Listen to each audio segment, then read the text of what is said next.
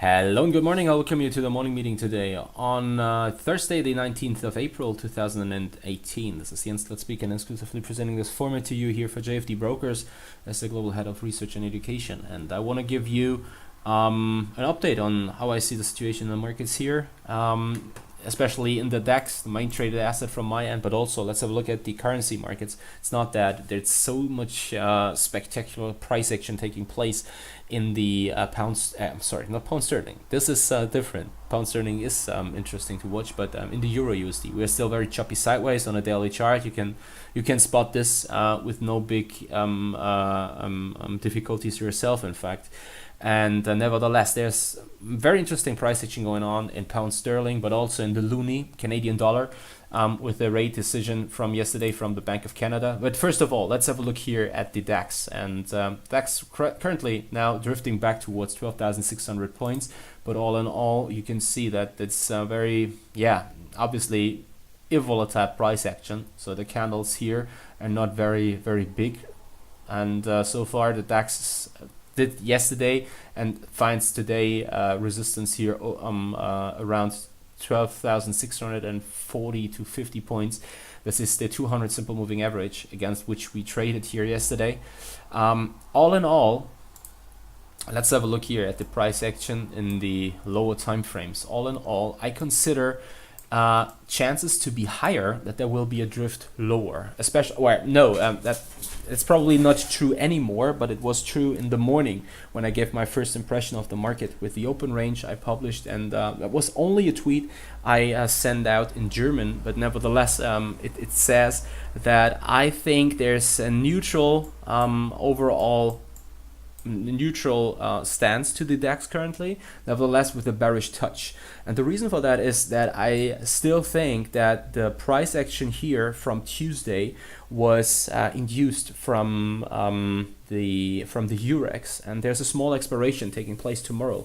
And we know already from last week when I made this a topic here, we know that there was some hedging potential or potential for hedging taking place once the market makes it above 12,400, if not 12,500 points. And this move higher here, and it's especially the dynamic and this extension here somehow looks like exactly that there is this hedging took place, and then the market stabilized at this elevated level, now topping out a little. It seems somehow a little as the market is topping out. And based on my personal experience, it wouldn't be unusual if there is now a small setback, a small pullback, and probably down with the target down towards 12,500 points here to this region. So I'm not talking about completely reversing the structure of higher highs and higher lows, which you can clearly spot here in the hourly chart. And a drop below 12,400 points. But I think a retest of this region after those hedges took place, it's purely speculative. I don't know whether they really took place, but the price action makes the impression to me that this is what happened there. That we're giving back some of these gains here from last Tuesday. And the only problem with that is that I think the main trigger can be found around the lows from yesterday, which are around 12,550 points. Now the problem is, if you're trading a break below these lows, the risk reward is not really attractive for such a short engagement. On the other side, it's interesting to look here for the highs from yesterday, as I've already shown you in the daily chart right at the beginning of this stream here. We have a strong resistance there, and also some further hedging potential here above 12,650 points, I think. So this means that if such a break happens, that then the risk reward for long engagements could be really, really attractive, in fact. The only problem is that somehow it seems very unlikely that such a run takes place today again. Or let's say we have to be patient here. Probably US equity markets will deliver such an impulse here. When looking at the Dow Jones, for example, nevertheless, things are looking a little exhausted here on the upside. So somehow it doesn't seem as if the Dow Jones can easily make it back above 25,000 points here after it found support at the 200 simple moving average here. So all in all, if we sum all this up, I think chances are given that there is no significant chance that the DAX will make it above 12,650 points on the upside. On the other hand, if we're taking short engagements, the risk reward for such engagements is probably not that attractive.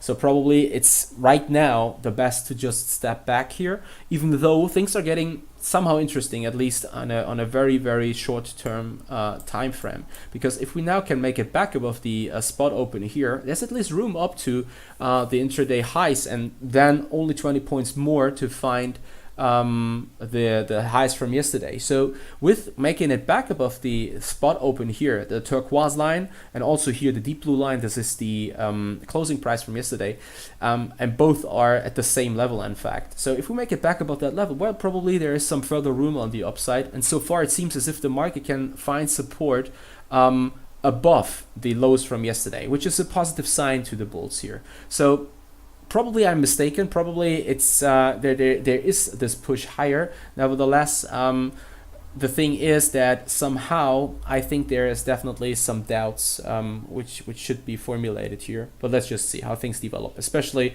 then with the U.S. equity markets coming in the afternoon. I've already mentioned the euro, which is not showing any great dynamic significant price moves on one or the other direction at all. So probably we just skip Euro USD here and in fact look at pound sterling, which has seen some losses below the lows from yesterday, where inflation data disappointed, has seen some losses in the morning at 8:30 a.m. GMT. That was mainly induced by retail sales numbers, which disappointed. But nevertheless, pound sterling can find some support right now, or at least stabilize a little. Nevertheless, I'd be really careful because now data disappointed. Chances are dropping that the Bank of England will hike rates within the next 2 months here. And this was priced in from the swap markets. We looked at the overnight index swap markets here. And this is the thing now. If there's such a disappointment, if such a disappointment here is taking on momentum, I think that then my thoughts here in pound sterling from yesterday, where I considered this to be a potential fake out move above the highs and a push towards and probably back below 140, is something which could really take place here. So definitely something to consider.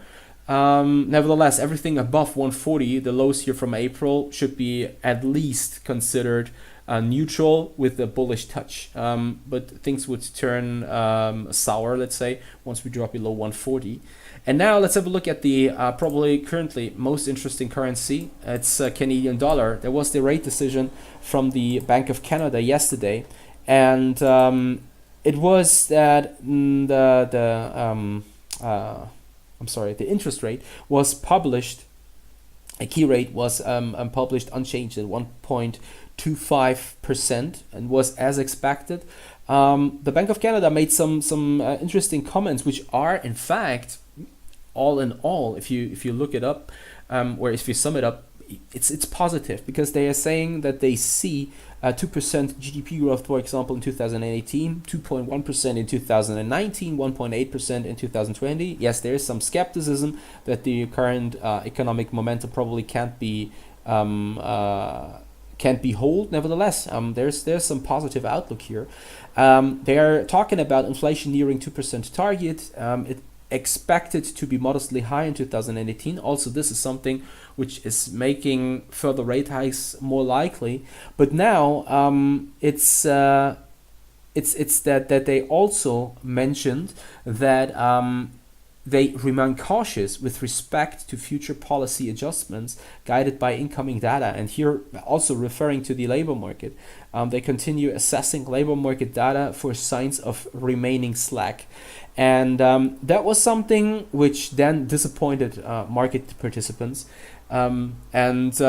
resulted obviously in a more dovish outlook here, and bringing Canadian dollar on a broader scale under pressure, and resulting in a move back above a level which I mentioned yesterday already. Let's have a look here at the 4-hour chart. So this is the interesting region right now, 126.20 around.